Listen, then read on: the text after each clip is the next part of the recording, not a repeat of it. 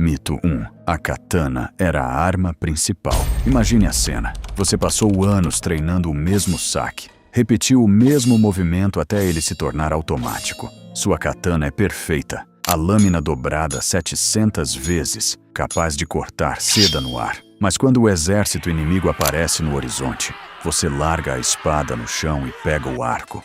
Porque batalhas reais não eram organizadas como duelos. Durante o período Sengoku, o samurai atuava antes de tudo como arqueiro. O Yumi, o arco longo japonês, permitia atingir o inimigo à distância e controlar o ritmo da luta. Com o tempo, o Yari, a lança, passou a ser ainda mais usado em formações de infantaria coordenadas. E a katana era cara demais para ser desperdiçada, transmitida de geração em geração.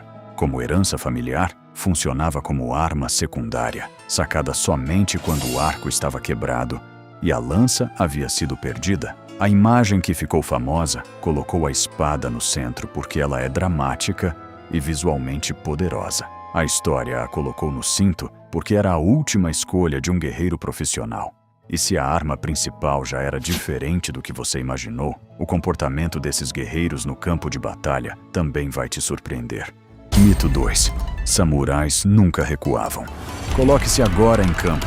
O inimigo avança com o dobro dos seus homens. A posição está perdida e tudo que você aprendeu diz que um samurai luta até o fim, que recuar é desonra, que a morte é preferível à retirada. E então, seu general ordena a retirada. Na prática, recuar fazia parte da estratégia samurai. O clã Shimazu, no sul do Japão, ficou famoso por uma tática chamada de falsa retirada, em que um grupo menor recuava de forma planejada para atrair o inimigo a uma posição vulnerável, onde o exército principal os destruía. O samurai que recuava a cavalo usava o oro, um escudo que inflava como um balão para desviar flechas enquanto fugia. Isso não era desonra, era sobrevivência estratégica documentada em crônicas. A ideia do samurai que nunca recua foi construída no século XIX para alimentar o nacionalismo japonês durante a restauração Meiji. O guerreiro histórico era um estrategista, não um suicida. E se o comportamento em batalha era mais pragmático do que parece, o código que supostamente guiava esses guerreiros também vai te surpreender. Mito 3. O Bushido era um código rígido e milenar. Pense nisso por um momento. Você acredita que existe um código imutável, transmitido de mestre a discípulo há 1000 anos, que transformou o samurai num modelo absoluto de virtude e honra sem igual na história humana? Esse código foi escrito quando os samurais já não lutavam mais. O Bushido como sistema formalizado não existia durante os grandes períodos de guerra. A versão que chegou até você foi sistematizada por Yamaga-Soko no século XVII, quando o Japão vivia décadas de paz, no período Edo, e foi popularizada por Inazu Nitobe no livro Bushido, The Soul of Japan, publicado em 1900, escrito em inglês para um público ocidental que nunca estudou o Japão feudal. Nitobe usou fontes mínimas, incorporou valores medievais europeus e criou um documento que dizia mais sobre o que o Japão Meiji queria ser do que sobre o que os samurais históricos realmente fizeram. Os registros dos séculos XII ao XVI mostram algo completamente diferente. Samurais traíam senhores, trocavam de lado durante batalhas e agiam por interesse pessoal com frequência documentada. O código rígido chegou quando a guerra acabou e os samurais viraram burocratas com espada no cinto. E por falar em adaptar às circunstâncias, existe outro lado dessa tradição que quase ninguém conhece. Mito 4. Samurais rejeitavam armas de fogo.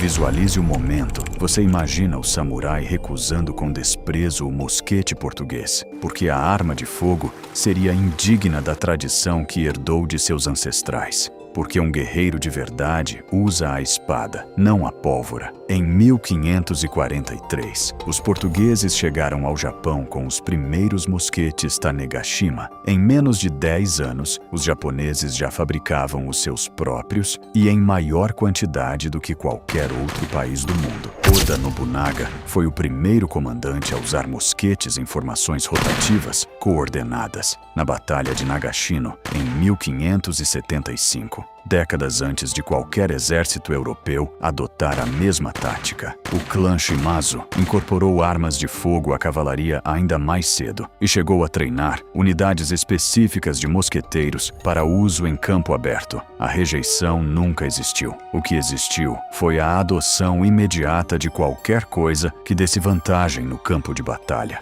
E essa capacidade de adaptação também aparece quando você observa como a maioria desses guerreiros vivia fora dos combates. Mito 5. Samurais eram sempre ricos e nobres.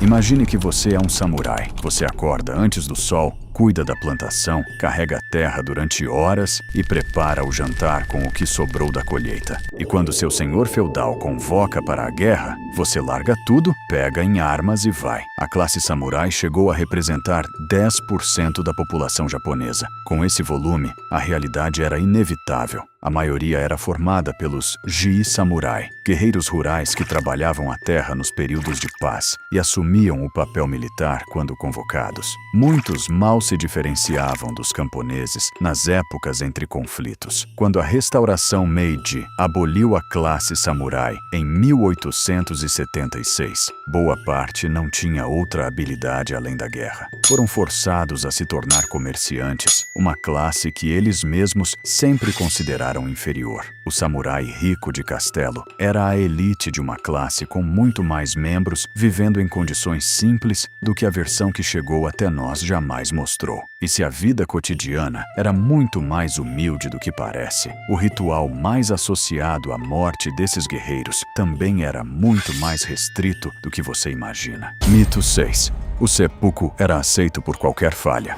Pense nessa cena por um segundo. Você perde uma batalha menor, chega atrasado numa missão ou diz algo errado na frente do seu senhor. E a ideia que ficou plantada na sua cabeça diz que o samurai vai para o quarto, pega o punhal e abre o abdômen sem hesitar. Isso não acontecia dessa forma. O seppuku era um privilégio restrito, não uma obrigação cotidiana. O ritual era reservado para situações específicas e graves. A morte do senhor feudal, uma derrota militar catastrófica sem possibilidade de recuperação, ou uma sentença que o guerreiro preferia cumprir por conta própria para morrer com dignidade. Era também concedido como honra a condenados de alta classe, permitindo que morressem como guerreiros, em vez de serem executados como criminosos comuns. Samurais erravam com frequência, perdiam batalhas, traíam aliados, mudavam de lado e viviam para lutar outro dia. A vida de um guerreiro japonês era pragmática, não uma sequência de gestos nobres à espera de uma morte ritualizada. E por falar em complexidade no campo de batalha, a forma como esses confrontos eram travados também era muito diferente do que chegou até você.